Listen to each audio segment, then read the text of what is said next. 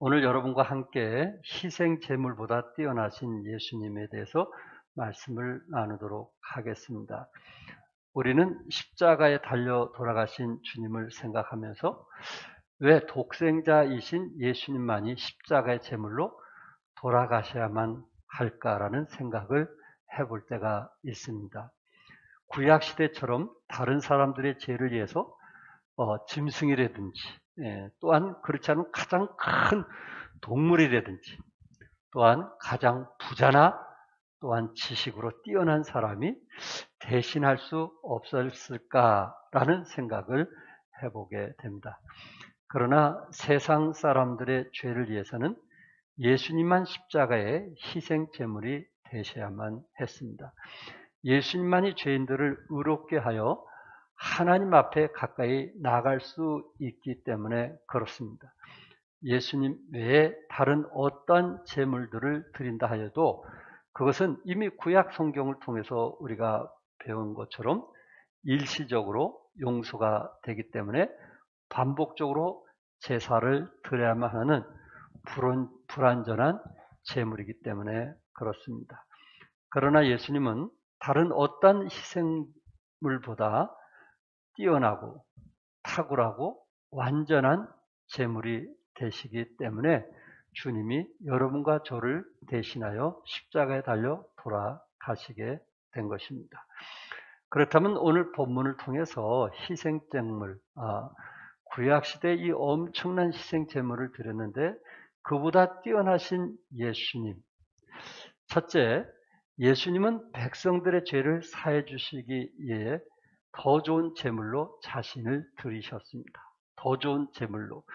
구약시대에 드렸던 제물보다 더 좋은 제물로 자신이 드려졌다는 것입니다.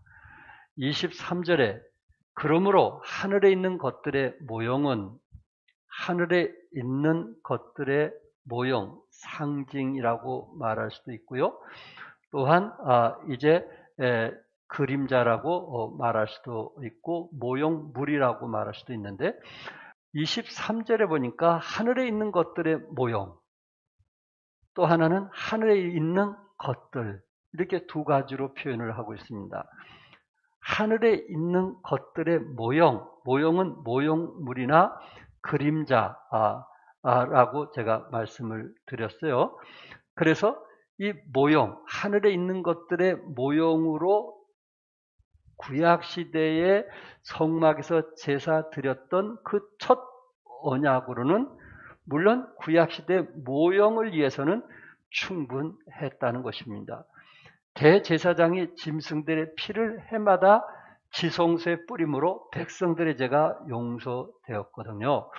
그러니까 하늘에 있는 것들의 모형은 첫 언약으로 충분했지만 하늘에 있는 것들은 첫 언약으로 충분할 수가 없었다는 거예요. 결국은 하늘에 있는 것들은 새 언약을 통해서 더 좋은 제물을 드려야만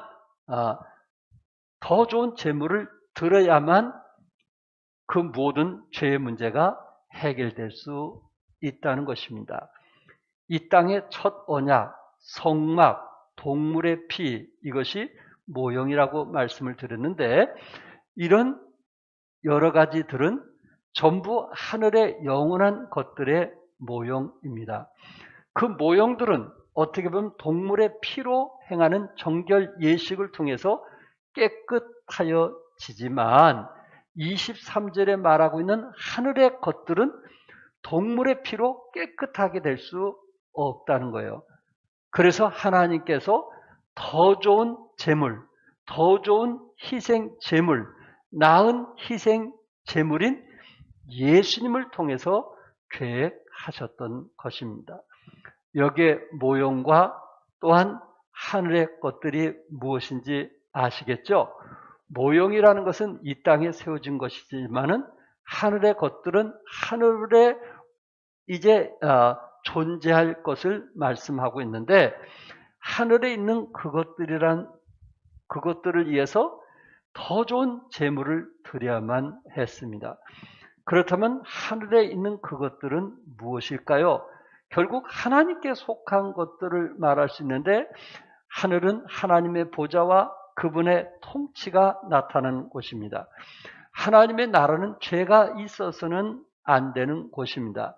그래서 하늘에 있는 것들은 우리는 그곳에 하나님, 천사들을 말할 수도 있겠지만, 하늘에 있는 것들이라는 것은 하나님이나 천사들 외에 구원받은 하나님의 자녀들을 말하는 것입니다. 제사함 받고 구원받은 하나님의 자녀들을 하늘에 있는 그것들이라 이렇게 표현을 했습니다. 하늘에 있는 것들의 모형은 옛 언약으로 충분하지만 하늘에 있는 그것들, 구원받은 하나님의 사람들은 새 언약을 통해서 더 좋은 재물로만이 하늘에 있을 수가 있다는 것입니다. 그러니까 모형과 하늘에 있는 것들은 다른 점이 있는데, 이 땅에서는 구약시대에 그 하늘에 있는 모형으로서 제사를 통해서 저들의 죄가 용서가 되고 1년에 한 번씩 반복된 제사를 통해서 용서함을 받을 수 있지만, 하늘에 속한 자들은 그렇게 해서 들어갈 수 있는 것은 아니라는 거예요. 짐승의 제사를 통해서 하늘에 들어갈 수 있는 것은 아니라는 거예요. 반드시 드려진 짐승, 희생된 제물보다 더 나은 제물로 드려지게 되었을 때 하늘나라에 함께할 수 있다라는 것을 성경은 말씀하고 있습니다. 그분이 누구신지 아시겠죠? 더 좋은 희생의 제물이 누군지 아시겠죠? 예수님의 육체의 죽음이 이 세상의 어떤 제물보다 더 좋은, 더 위대한 희생 제물인 것을 말씀을 하고 있습니다. 두 번째, 예수님은 백성들의 죄를 사해 주시기 위해 더 좋은 성소로 들어가셨다는 거예요. 예수님은 더 좋은 제물을 드리셨고 더 좋은 성소로 들어가셨다는 거예요.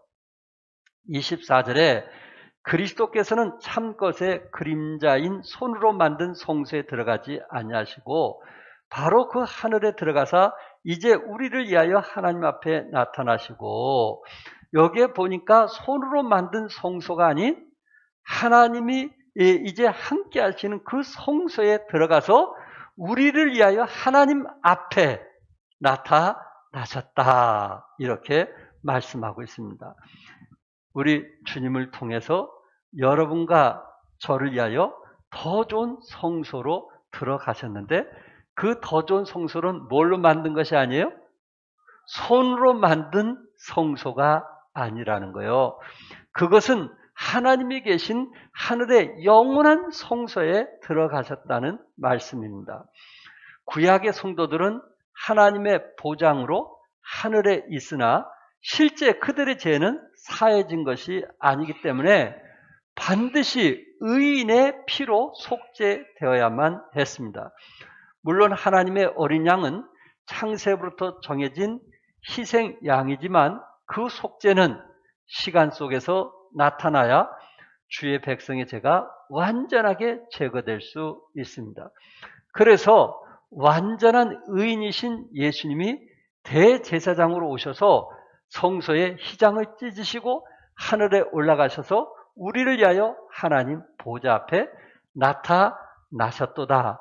다른 곳의 말씀은 하나님 보좌 우편의 중보자로 계셨다, 이렇게 말씀하고 있습니다. 예수님은 십자가에서 자신을 희생의 제물로 바치신 후 하나님께서 친히 예수 그리스도를 죽음으로부터 일으키시고 만유의 주와 만왕의 왕으로 세우시고 주의 백성들 위해서 영원한 대제사장과 영원한 희생 제물로서 중보하시는 일을 하시려고 하나님 보좌 우편에 계시게 했다는 말씀입니다. 백성들이 사모하며 사랑했던 성전은 뭐에 불과하다 그랬어요? 그림자에, 모형에, 또한 심벌이라고 하는 상징적인 의미에 불과한 것입니다. 그리스도께 오셔서 자신의 피를 흘리시고 또한 지성소에 들어가시게 됐을 때에, 하늘나라 지성소에 들어가게 되셨을 때 하늘에 속한 모든 사람의 죄가 용서함을 받게 돼서 그 하늘에 들어올 수 있다는 것입니다. 지상의 심벌인 성소보다 더 나은 천상의 성소로 들어가셔서 하나님 보좌 우편에 계신 예수님 때문에 우리는 영원한 대제사장인 예수님, 영원한 희생의 제물로 드려진 예수님 때문에 하늘나라에 담대히 들어갈 수 있게 된 것입니다. 예수 그리스도께서는 실제로 하늘에 들어가서 하나님의 존전에 계십니다. 그리스도께서는 십자가상에서 자신의 희생 제물을 드린 상태이기 때문에 희생 제사를 드리기에 하늘 성소에 들어갔다는 말이 아닙니다.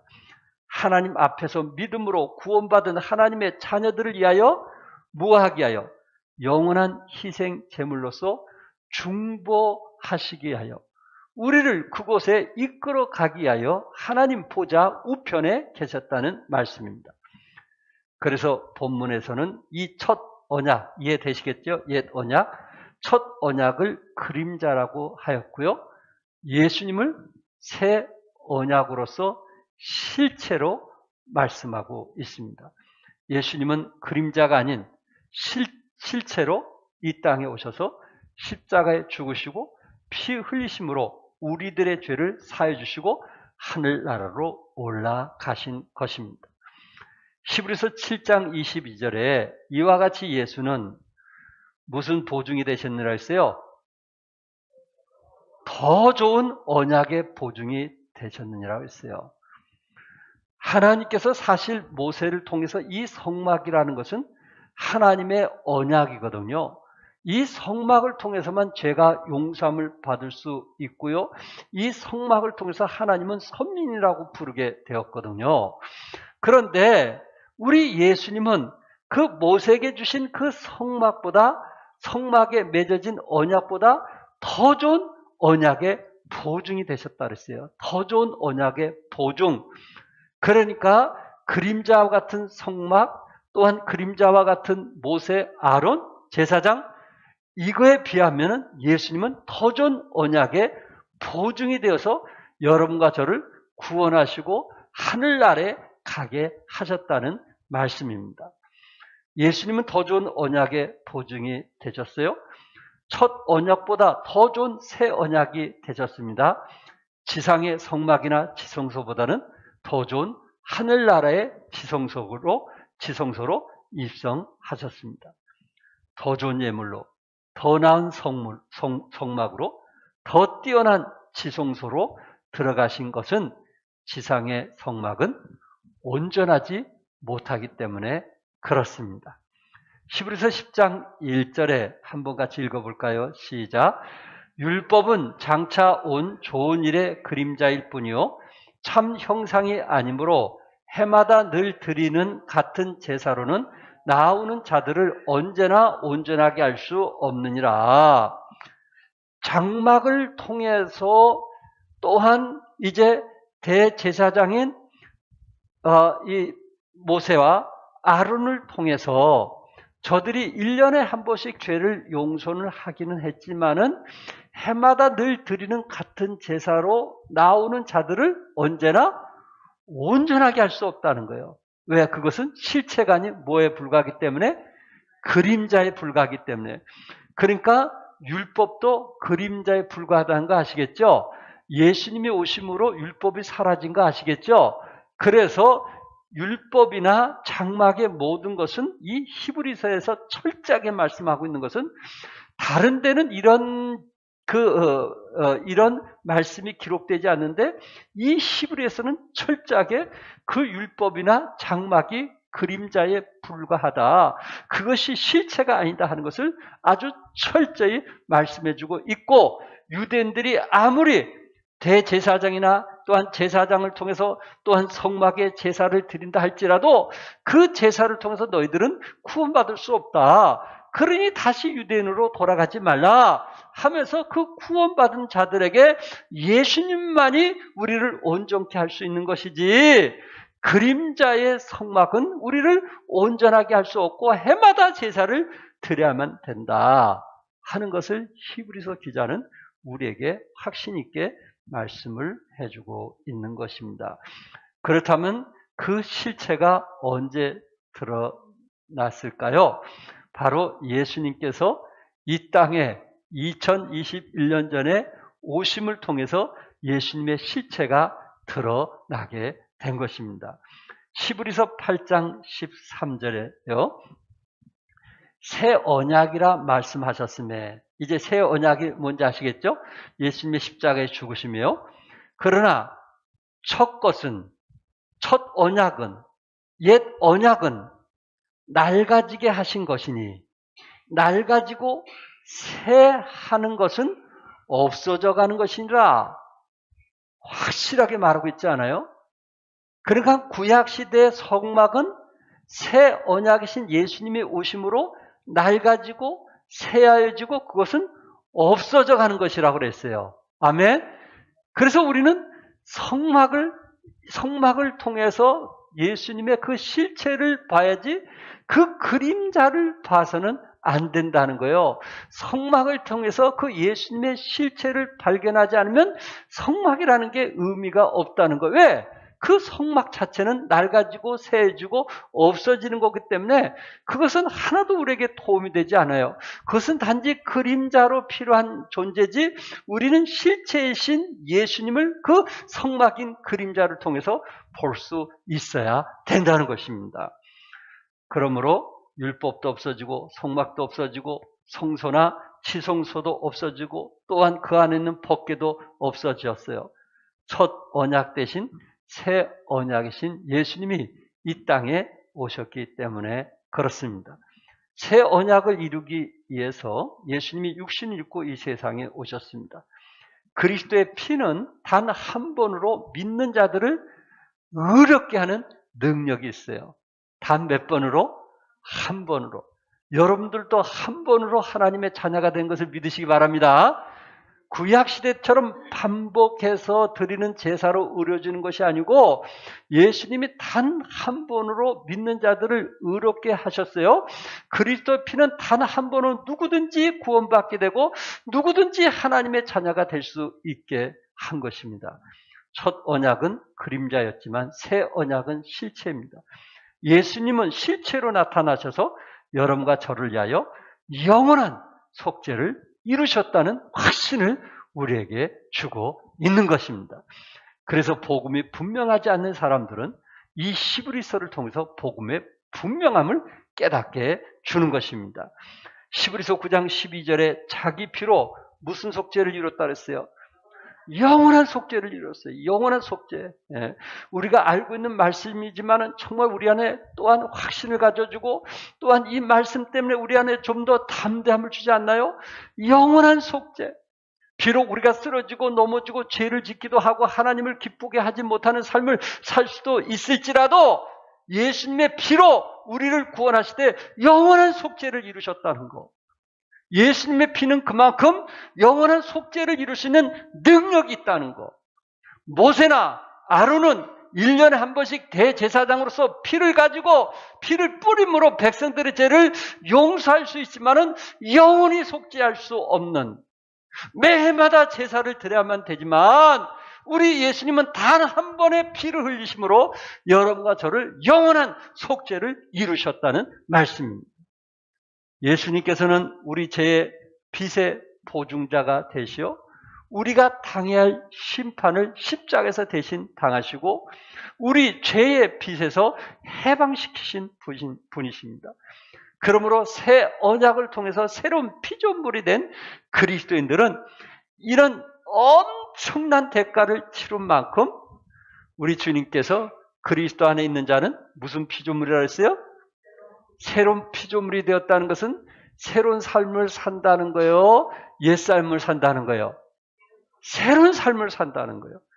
그리스도 안에서 예수 믿고 구원받은 사람은 예수님께서 이런 엄청난 대가를 치르셨기 때문에 우리가 충분히 새로운 삶을 살 수 있게 하신다는 거예요. 육신이 약해서 죄가 많아서 그런 얘기를 예수님이 듣고 싶어서 한 게 아니에요. 예수님의 그 엄청난 그 대가는 우리 안에 믿음만 있으면 얼마든지 새로운 삶을 살 수 있게 하셨다는 거예요. 그래서 에베소서 4장 22절과 24절에 보면요. 여기에 22절에서는 옛사람을 벗어버리라고 했고요. 그리고 24절에서는 새 사람을 뭐 하라고요? 입으라고 그랬어요. 우리가 그리스도 안에서 새로운 피조물이 되었으면 옛사람을 벗어버리고 새 사람을 입으라고 성경은 말씀하고 있거든요. 그렇다면은 썩어져가는 구습을 따른 그 옛사람이란 게 뭐냐?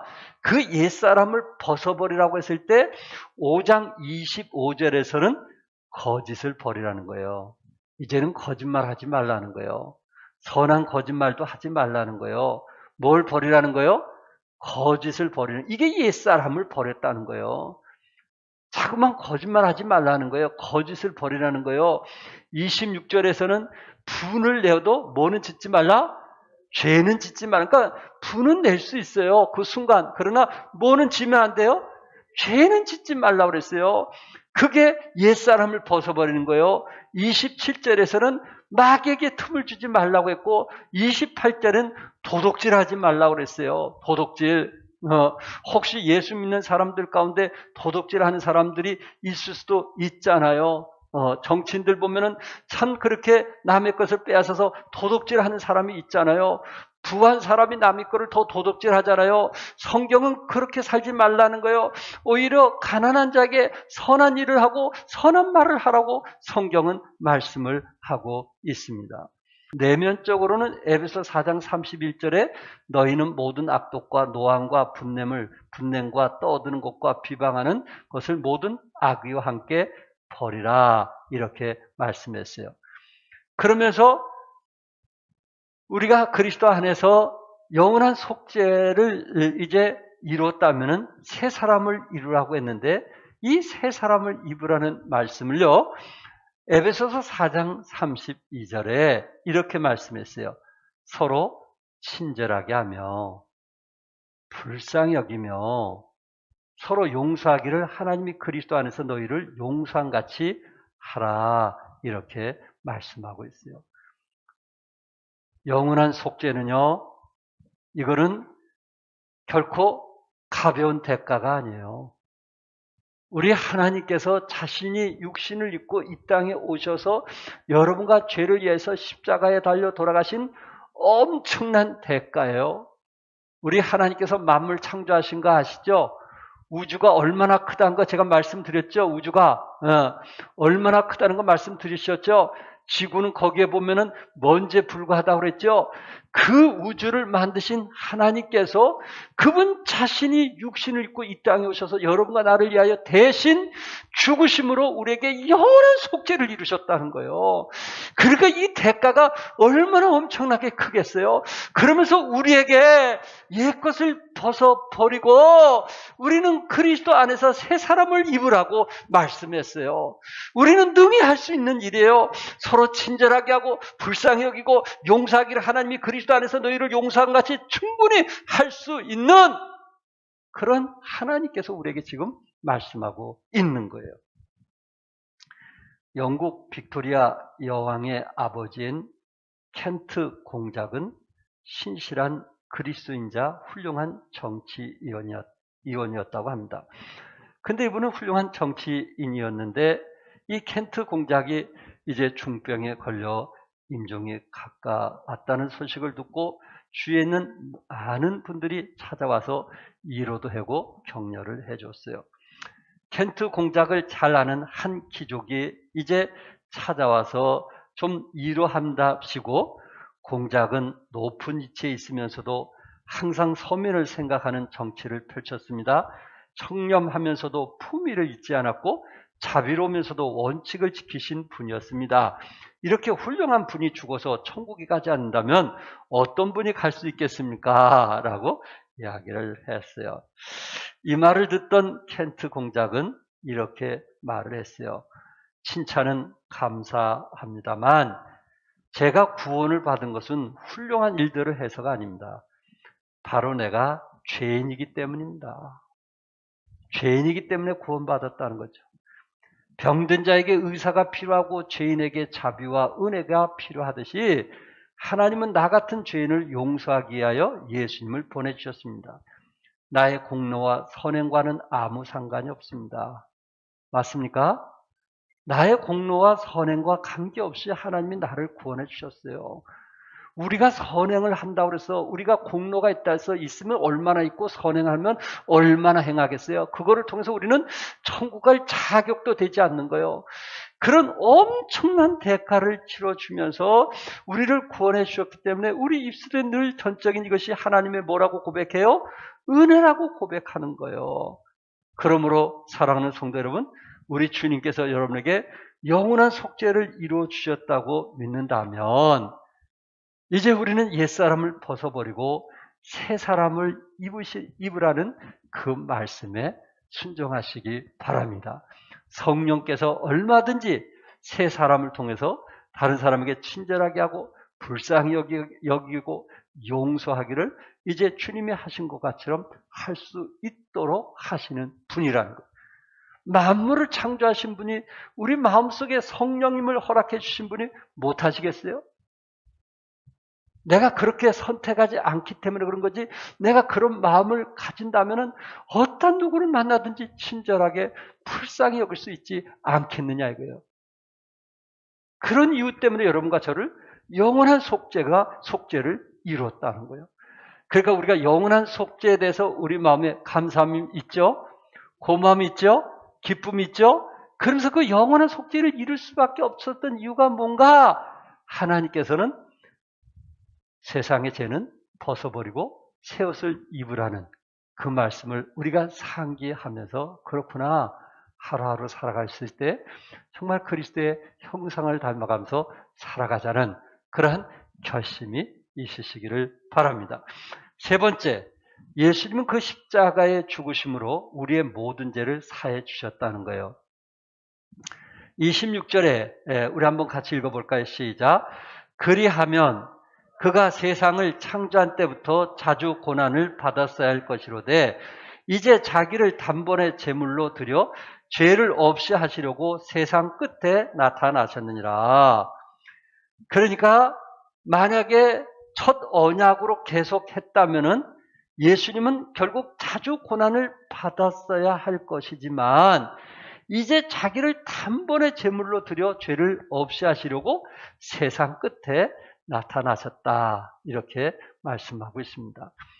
그리스도께서는 아론의 제사장들처럼 이 땅에 성소에 들어가 제사를 드린 적이 없습니다.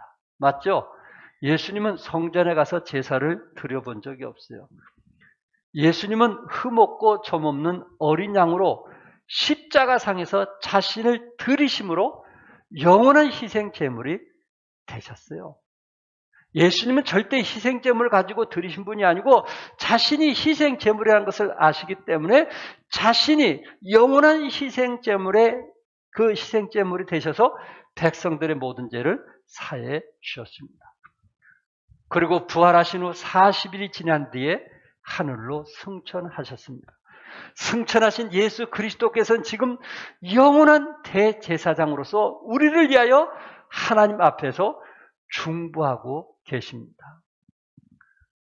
예수님은 성전에 들어가서 제사를 드려 보신 적이 없습니다. 유대인들이 예수님께 우리에게 표적을 보여달라고 그랬어요. 그럴 때 예수님께서 표적을 보여준 게 무엇인지 아시겠어요? 성전을 헐라고 그랬어요. 내가 사흘 만에 다시 짓겠다고 그랬어요. 예수님은 성전을 회복하기 위해서 오신 분이에요. 예수님은 성전에 이제 그림자였던 성전을 실체로 오셨다는 말씀입니다. 예루살렘의 성전을 헐라고 그랬어요. 결국 성전은 헐려지고 말았어요.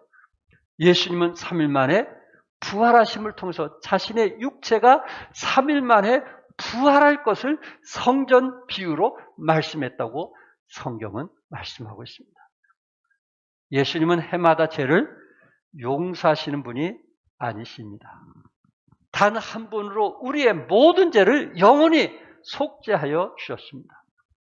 영원한 속죄를 통해서 누구든지 우리를 구원하시기 위하여 이 땅에 오신 예수님을 개인의 구세주로 믿기만 하면 구원받게 되고 하나님 앞으로 당당히 나아갈 수 있는, 하나님 보좌 우편에서 중보자로 계시는 하나님 앞으로 당당히 나아갈 수 있는 축복을 우리에게 주셨다는 것입니다. 디모데전서 2장 5절과 6절에 하나님은 한 분이시요 또 하나님과 사람 사이의 중보자도 몇 분이시요? 한 분이시니 곧 사람이신 그리스도 예수시라. 그가 모든 사람을 위하여 자기를 대속물로 주셨으니 기약이 이르러 주신 증거니라. 모든 사람들을 위하여 자기를 대속물로 주셨던 것은 하나님과 사람 사이의 중보자가 되시기 위한 거예요. 여러분들을 하나님 앞으로 이끌어가기 위한 거예요. 하나님 보좌 앞에 담대히 여러분과 함께 가기 위해서 우리 주님은 하늘의 지성소에 들어가셔서 하나님 보좌 앞에 중보자로 계심을 믿으시기 바랍니다. 예수 그리스도께서는 지금도 하늘에 하나님 보좌 앞에 계십니다. 예수님이 하나님 보좌 앞에 계신다는 말은 예수님이 이 세상에서 드려진 제사장들의 제물보다 더 나은 제물, 더 뛰어난 제물을 드렸다는 것을 증거로 보여주고 있고요. 또한 우리의 죄가 단번에 영원한 속죄를 이루셨다는 것을 무엇을 통해서? 예수님이 하늘에 하나님 보좌 앞에 계신다는 것을 통해서 우리에게 증거로 보여주고 있다는 말씀입니다. 우리의 대제사장이시며 중보자이신 그리스도께서 하나님 보좌 앞에 계심으로 믿는 자들이 당당하게 하나님이 계신 천국 하늘에 들어갈 수 있다는 것입니다. 이보다 더한 축복이 어디 있겠어요? 그러면서 27절과 28절에 한 번 죽는 것은 사람에게 정해진 것이요 그 후에는 심판이 있으리니 이와 같이 그리스도도 많은 사람의 죄를 담당하시려고 단번에 들이신 바 되셨고 구원에 이르게 하기 위하여 무엇에 이르게? 구원에 이르게 하기, 아직 구원받지 못한 거예요. 구원에 이르게 하기 위하여 죄와 상관없이 자기를 바라는 자들에게 두 번째 나타나시리라. 구원에 이르게. 한 번 죽는 것은 누구나 정해진 거예요.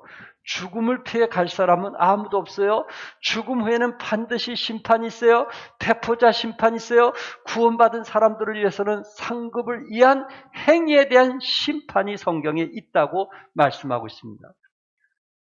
그리스도께서 단번에 죽으심은 구원에 이르게 하기 위한 것입니다. 여기에 구원에 이르게 한다는 말이 무슨 말입니까? 구원은 그리스도의 죽으심으로 이미 주어졌습니다. 그러나 다른 면으로 보면 예수님이 재림하실 때 그 구원은 완성에 이르게 됩니다. 구원의 시제는 세 가지가 있다는 말씀을 드렸습니다.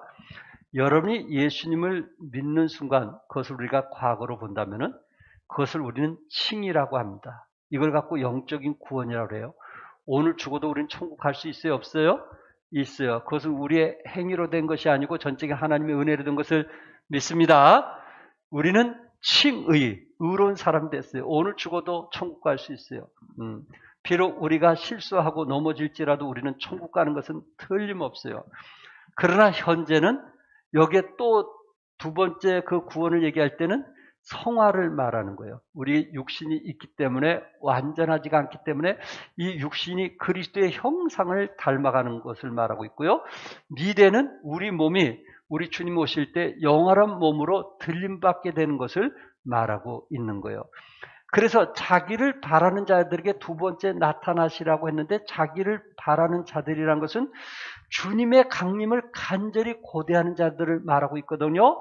그리스도인으로서 하루하루 주님의 재림을 사모하며 살아가는 사람들을 위해서 예수님은 공중 구름에 재림하셔서 믿는 자들을 부르시게 되는 거예요. 그때 우리들은 영화인 완전한 구원을 받게 되는 것입니다. 데살로니가전서 4장 16절과 17절에 주께서 호령과 천사장의 소리와 하나님의 나팔 소리로 친히 하늘로부터 강림하시리니 그리스도 안에서 죽은 자들이 먼저 일어나고 그 후에 우리 살아남은 자들도 그들과 함께 구름 속으로 끌어올려 공중에서 주를 영접하게 하시니 그리하여 우리가 항상 누구와 함께 있으리라? 주와 함께 있으리라. 여러분과 제가 이 땅에 있는 한 우리는 완전한 구원이 아니라는 게 무슨 말인지 아시겠죠? 천국에 못 간다는 얘기는 아니에요. 분명히 우리는 천국 갈 수 있지만은 육신이 있기 때문에 죄를 범할 수도 있고 실수할 수 있기 때문에 우리는 이제 완전한 구원을 받지 못했다는 말입니다. 그렇다고 해서 천국 가지 못한다는 이야기는 아니에요. 공중에 우리가 들림받게 되면은 7년 동안 그곳에서 혼인잔치에 참여하게 될 것입니다. 여러분들이 정말 주님을 위해서 수고하고 희생하고 숭배한 만큼 우리 주님께서 상급을 주시고요. 그 면류관을 받게 되면은 1000년 동안 이 땅에서 무슨 일을 하게 되냐면은 왕 노릇을 하게 됩니다. 이사야서는 그곳에 어린 아이가 그 손으로 그 사자 입에 집어넣어도 물지 않겠다고 했고요. 뱀이 또한 물지 않게 될 것이라고 했어요. 왜? 마귀가 무저갱 속에 1000년 동안 있기 때문에 모든 짐승들도 다 선한 짐승이 된다는 말입니다. 그 후 1000년이 지난 후에 베드로서 3장 10절과 13절 우리 같이 읽겠어요. 다 같이 시작. 그러나 주의 날이 도둑같이 오리니 그 날에는 하늘이 큰 소리로 떠나가고 물질이 뜨거운 불에 풀어지고 땅과 그 중에 있는 모든 일이 드러나리로다. 이 모든 것이 이렇게 풀어지리니 너희가 어떠한 사람이 되어야 마땅하냐? 거룩한 행실과 경건함으로 하나님의 날이 임하기를 바라고 간절히 사모하라. 그날에 하늘이 불이 타고 풀어지고 물질이 뜨거운 불에 녹아지려니와 우리는 그의 약속한 대로 의가 있는 곳인 새하늘과 새 땅을 바라보도다. 그러니까 하나님께서 만드신 이 우주가 불에 타서 다 없어지게 된다는 거예요. 완전히 없어지고 이제 새 하늘과 새 땅이 만들어지게 돼서 거기서 우리는 하나님과 영원히 동행하게 될 것을 말씀하고 있어요. 여러분, 영원한 속죄 속에서 제가 왜 우리가 옛것을 버리고 새것을 입어야 되느냐 하는 것을 말씀을 드렸어요. 여러분과 제가 왜 힘들고 어려워도 성령님의 도심을 통해서 왜 새 옷을 입고 살아야 되냐? 그리스도의 형상을 닮아야 되냐? 그것은 우리가 주님 앞에 공중 재림하실 때 그곳에서 혼인잔치 하게 될 것이고 그 면류관을 받게 된 것을 1000년 동안 왕노하게 될 것이고 그리고 그 1000년이 지난 후에 무지경 속에 마귀를 끄집어내서 하나님께서 심판을 하게 되고 지옥으로 보내게 되고 우리는 새하늘과 새 땅에서 하나님과 같이 영생 복락 누리게 될 날을 믿으시기 바랍니다. 영원한 속죄, 그 영원한 속죄를 통해서 하나님께서 우리에게 그 미래의 기업들이 이미 이렇게 엄청나게 보장되어 있고 축복을 약속했다는 거예요. 내가 지금 생활하면서 조금 어렵고 힘들 수도 있지만은 그 이유 때문에 그것이 우리가 장애가 되어서 신앙을 멀리할 이유가 없다는 거예요. 내가 좀 고통을 당한다 해서 그 장애가 하나님께서 우리에게 주신 그 소망과 감히 비교할 수 없는 엄청난 축복들을 약속했는데 어떻게 우리가 더디 주님을 믿고 더디 주님을 사랑하고 더디 주님을 의지할 수 있겠느냐 하는 거예요. 하늘의 소망을 가진 자들이. 그럴 수는 없다는.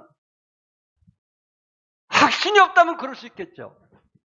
그러나 영원한 속죄를 얻었다는 그 메시지 속에 거기에 담겨진 축복을 우리가 알면 알수록 우리는 더 주님을 가까이 하고 주님을 더 의지하고 주님을 위해서 몸부림치는 그런 신앙인이 될 수밖에 없다는 말씀입니다. 그렇구나. 예수 그리스도를 통해서 영원한 속죄를 이루어주신 것을 감사하면서 또한 곧 다시 오실 예수님을 사모하면서 살아가시기를 바랍니다. 그때 주께서 다시 오셔서 우리의 구원을 완성하실 것입니다. 그때는 영원한 몸으로 구원도 완성되지만 새하늘과 새 땅이 완성될 것입니다. 그때 부활의 몸을 입고 완전한 사람이 되어 주께서 친히 마련하신 기업을 받게 될 것입니다. 하나님이 주실 상급을 기대하면서 지상에 있는 지성소가 아닌 천상에 있는 하늘나라에 들어가셔서 더 좋은, 더 뛰어난, 더 나은 예물을 드리신 예수님을 바라보면서 올해 우리의 표인, 우리가 믿는 도리의 소망을 움직이지 말며 굳게 잡고 나아가실 주님의 이름으로 축복합니다. 기도하겠습니다.